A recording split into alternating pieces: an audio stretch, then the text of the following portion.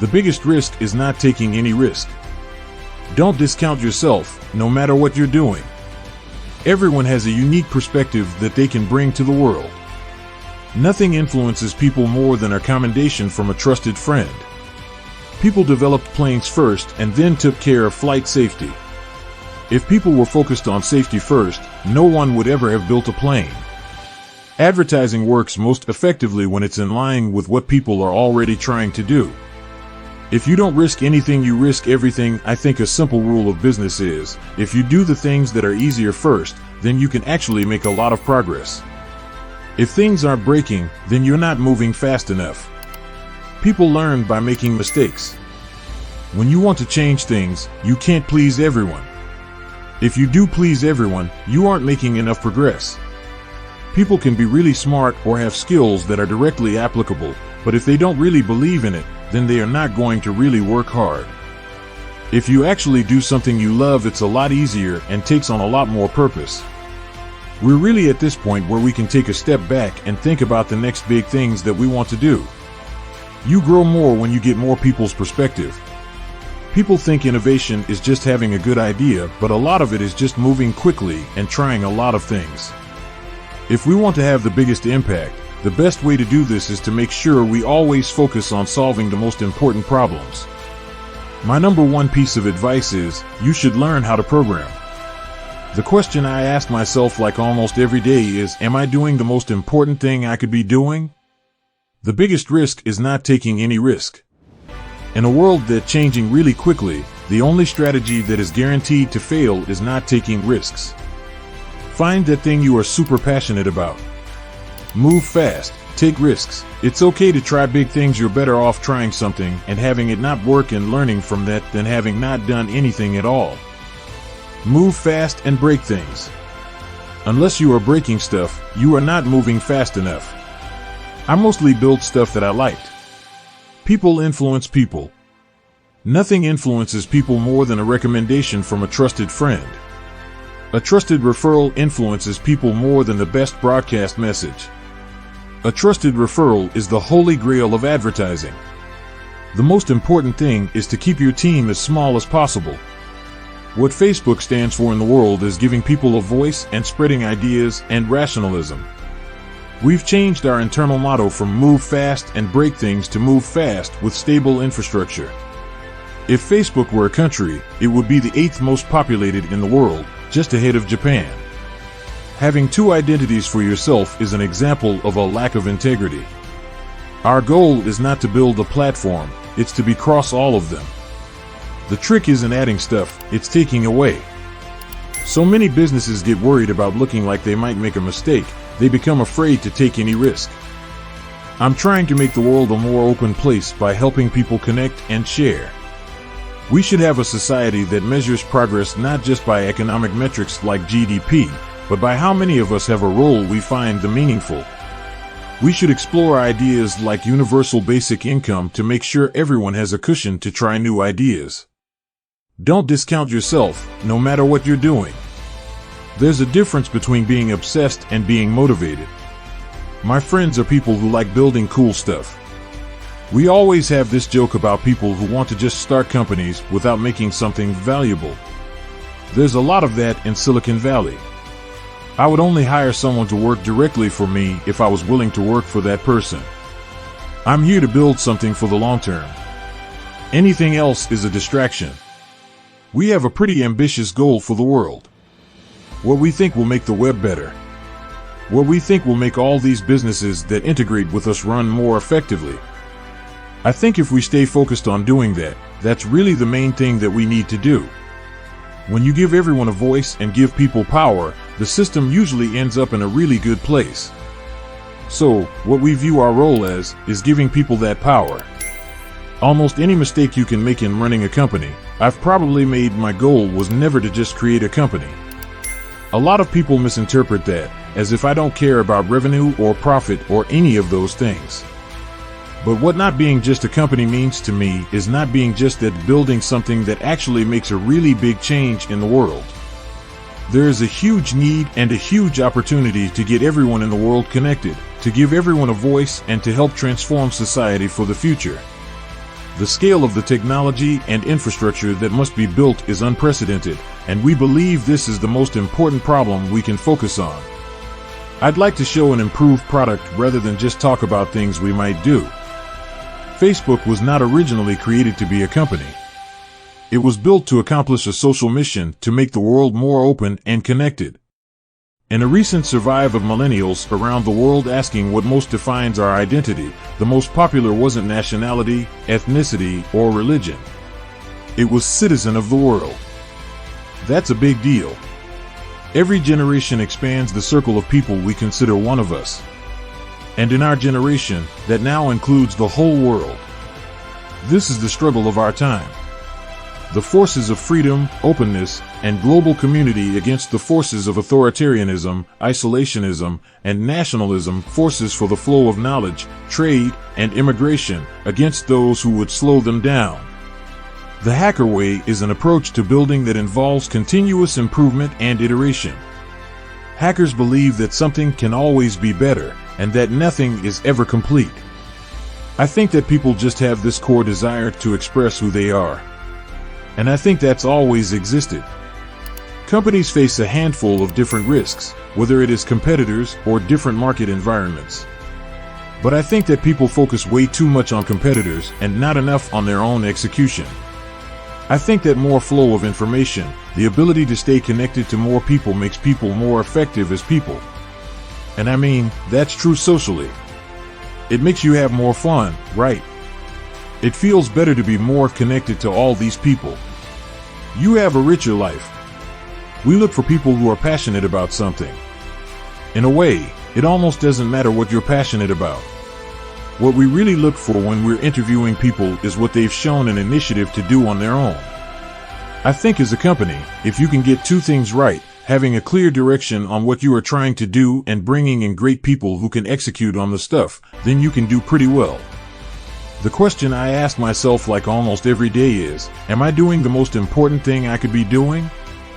Unless I feel like I'm working on the most important problem that I can help with, then I'm not going to feel good about how I'm spending my time. And that's what this company is. Our work to improve privacy continues today.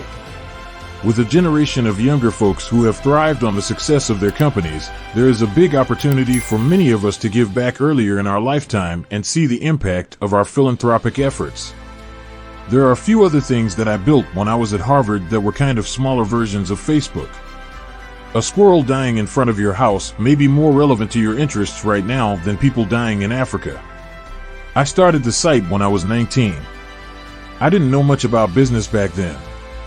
The primary things that people do on the Facebook is they use it to share with their friends and the people around them in their community, and they use it to keep in touch with people. You can be so bad at so many things. And as long as you stay focused on how you're providing value to your users and customers, and you have something that is unique and valuable, you get through all that stuff. Our mission is to make the world more open and connected. We do this by giving people the power to share whatever they want and be connected to whoever they want, no matter where they are. People don't care about what someone says about you in a movie, or even what you say, right? They care about what you build. Mobile is a lot closer to TV than it is to desktop. If a product costs $10,000 or $20,000, it has limited use. This is what the first computers cost. Only when almost everyone is able to afford it will it be a real thing. When I was in college, I remember thinking to myself, this internet thing is awesome because you can look up anything you want, you can read news, you can download music, you can watch movies, you can find information on Google, you can get reference material on Wikipedia, except the thing that is most important to humans, which is other people, was not there. Today we can only hear the voices and witness the imaginations of 1/3 of the world's people. We are all being robbed of the creativity and potential of the 2/3 of the world not yet online. Tomorrow, if we succeed, the internet will truly represent everyone. People will always want more immersive ways to express themselves. So if you go back 10 years ago on the internet, most of what people shared and consumed was text. Now a lot of it is photos. I think, going forward, a lot of it is going to be videos, getting richer and richer. If you want to be free, or you want to preserve freedom for people, you both need to have laws that make it so people have freedom of speech and all the freedoms that they need. You also need to have an open governance system where people can vote and people have representation. All of my friends who have younger siblings who are going to college or high school, my number one piece of advice is, you should learn how to program. When I'm introspective about the last few years, I think the biggest mistake that we made, as a company, is betting too much on HTML5 as opposed to native. Because it just wasn't there. And it's not that HTML5 is bad. I'm actually, on long term, really excited about it. One of the things that's interesting is we actually have more people on a daily basis using mobile web Facebook than we have using our iOS or Android apps combined. So mobile web is a big thing for us. At Facebook, we're inspired by technologies that have revolutionized how people spread and consume information. We often talk about inventions like the printing press and the television. By simply making communication more efficient, they led to a complete transformation of many important parts of society. They gave more people a voice. They encouraged progress. They changed the way society was organized. They brought us closer together. There is something wrong with our system when I can leave here and make billions of dollars in 10 years while millions of students can't even afford to pay off their loans, let alone start a business. We all know you don't get successful just by having a good idea or working hard. You get successful by being lucky too. If I had to support my family growing up, instead of having the time to learn how to code, if I didn't know that I was going to be fine if Facebook didn't work out, then I wouldn't be standing up here today. And if we're honest, we all know how much luck we've had. Virtual reality is going to be an important technology. I am pretty confident about this. I got my first computer in the 6th grade or so. As soon as I got it, I was interested in finding out how it worked and how the programs worked, and then figuring out how to write programs at just deeper and deeper levels within the system. I don't want to be in a situation where I have to leave some other commitment, or worse, I am rude and someone else has to support my stuff. I stopped coding for Facebook a while ago. It is really important for us that people understand what the strategy is and that the real approach is to make everything social, not to build a vertical approach. Every application will be designed from the ground up to use real identity and friends. I look at Google and think they have a strong academic culture. Elegant solutions to complex problems. This is a perverse thing, personally, but I would rather be in the cycle where people are underestimating us. It gives us latitude to go out and make big bets that excite and amaze people. Virtual reality is really a new communication platform. By feeling truly present, you can share unbounded spaces and experiences with the people in your life. Imagine sharing not just moments with your friends online, but entire experiences and adventures. There are social restrictions where someone could be suppressing someone else's freedom to express themselves. Facebook is shaping a broader web. If you look back for the past 5 or 7 years, the story about social networking has really been about getting people connected. But if you look forward for the next 5 years, I think that the story people are going to remember 5 years from now isn't how this one site was built.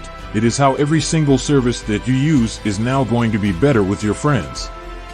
In the olden times, privacy was good. Today people want to share. People are more open. People wait until late in their career to give back. But why wait when there is so much to be done? When I started Facebook from my dorm room in 2004, the idea that my roommates and I talked about all the time was a world that was more open. There are people who are really good managers, people who can manage a big organization, and then there are people who are very analytic or focused on strategy. Those two types don't usually tend to be in the same person. I would put myself much more in the latter camp. A guy who makes a new chair doesn't owe money to everyone who ever built a chair. A lot of the time the experts, the people who are supposed to be able to tell you what to do, will tell you that you can't do something even when you know you can. And a lot of the time it's your friends who tell you you can do it. It only took me 2 weeks to build the first version of Facebook because I had so much stuff before then.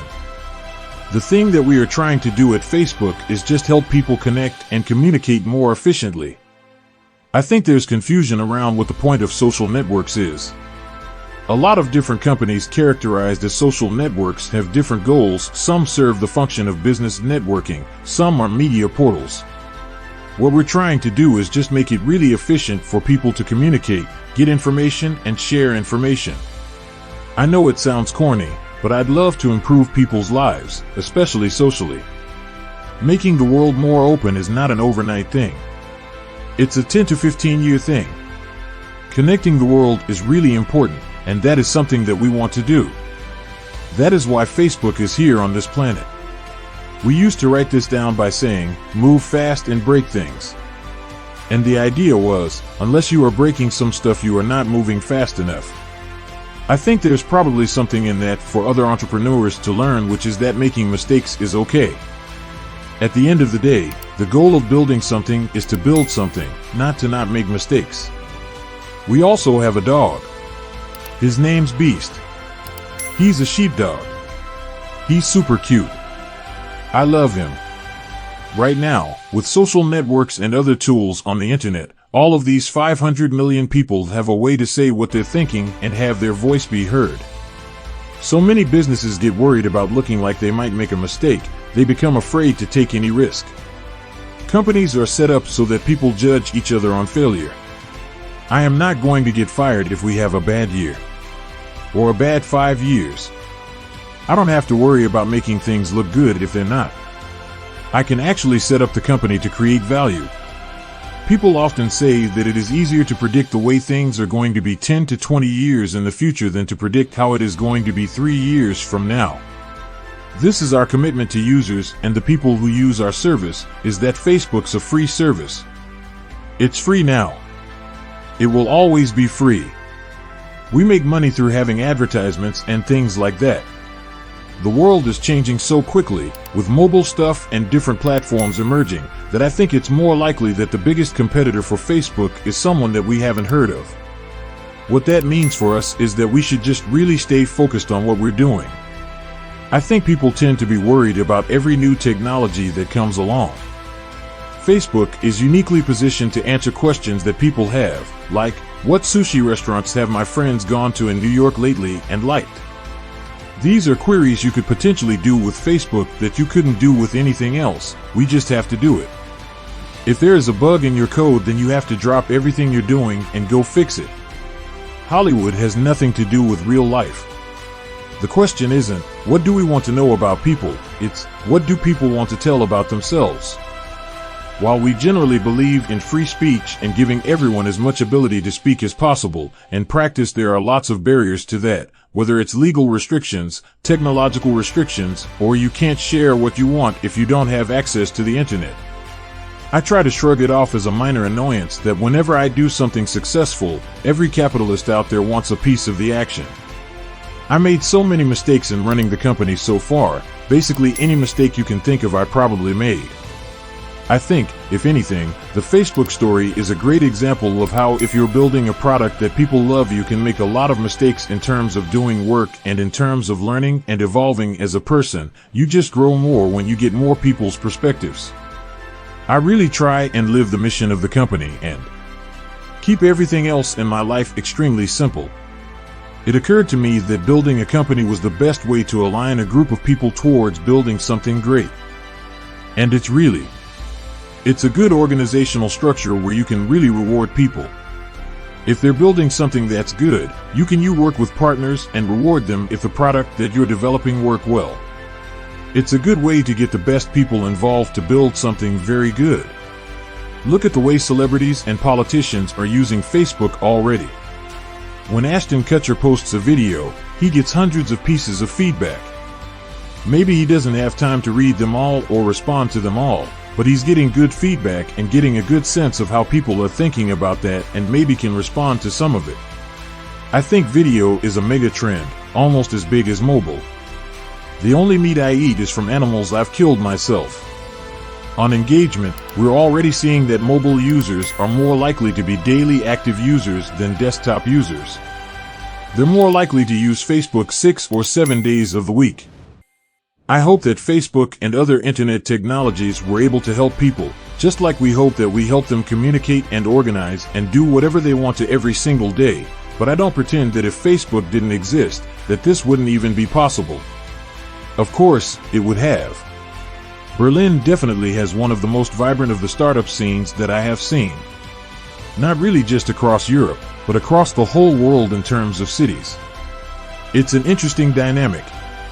When people are connected, we can just do some great things. They have the opportunity to get access to jobs, education, health, communications. We have the opportunity to bring the people we care about closer to us. I personally don't invest in a lot of companies because I think it would be a conflict of interest, and Facebook doesn't typically either. When you give people ability to stay connected with all the people they care about, and you make it so they can express new things about themselves or in communication with other people who they care about, then you just open up new possibilities. You make it so people can stay connected in ways that they couldn't before. Openness fundamentally affects a lot of the core institutions in society: the media, the economy, how people relate to the government, and just their leadership. Connectivity just can't be a privilege for people in the richest countries. We believe that connecting everyone in the world is one of the great challenges of our generation, and that's why we are happy to play whatever small part in that we can. AI systems will enable doctors to diagnose diseases and treat people better, so blocking that progress is probably one of the worst things you can do for making the world better. Building a mission and building a business go hand in hand. It is true that the primary thing that makes me excited about what we're doing is the mission, but I also think, from the very beginning, we've had this healthy understanding, which is that we need to do both. Whenever I go to a new city, in order to help get on the right time zone and actually get a chance to see that city, I like running. If you live in an area where there is not a good school, the internet may be the best way to get access to a lot of education material. The same is true if there is not a good doctor. The internet may be the best way to get access to health. I like to pride myself on thinking pretty long term, but not that long term. I do everything on my phone, as a lot of people do. The web is at a really important turning point right now. Up until recently, the default on the web has been that most things aren't social and most things don't use your real identity. We're building toward a web where the default is social. More than 4 million businesses have pages on Facebook that they use to have a dialogue with their customers. Why are most chess masters under 30? Our strategy is very horizontal. We're trying to build a social layer for everything. Basically, we're trying to make it so that every app everywhere can be social, whether it's on the web, or mobile, or other devices. You know, you really don't need a forensics team to get to the bottom of this. If you guys were the inventors of Facebook, you'd have invented Facebook. I literally coded Facebook in my dorm room and launched it from my dorm room. I rented a server for $85 a month, and I funded it by putting an ad on the side, and we've funded ever since by putting ads on the side. In the future, I think you are going to want to capture a whole scene, a room, to be able to transport to that. To be able to stream what you are doing live and have people be able to interact in that space. With some of the issues around the Snowden leaks and what the NSA was doing, I think have scared people around the world, and I think in many ways rightfully so.